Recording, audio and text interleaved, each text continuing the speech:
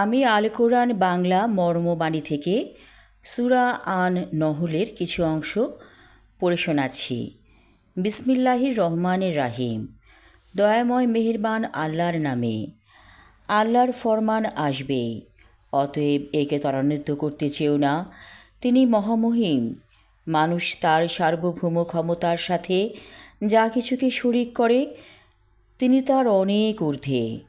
আল্লাহ ছাড়া কোনো উপাস্য নেই। অতএব আল্লাহ সচেতন হও।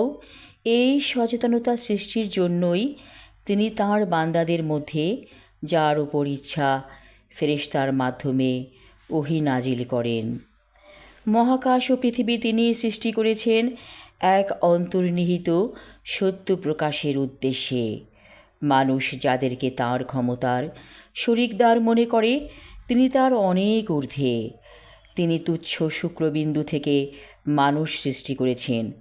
আর কি আশ্চর্য, এখন সে স্রষ্টাকে নিয়ে প্রকাশ্যে বিতর্ক করে।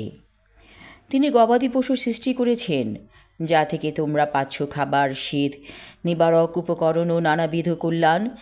গোধূলি বেলায় যখন এই গবাদি পশুর পালকে খোয়ারে নিয়ে আসো, আর ভোরে যখন তা চারণভূমিতে চড়াতে নিয়ে যাও, তখন তোমরা এর সৌন্দর্য উপভোগ করো।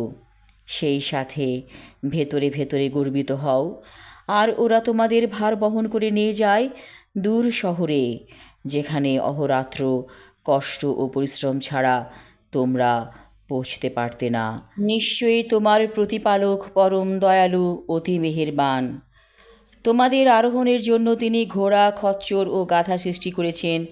এগুলোর একটা আলাদা সৌন্দর্যও আছে।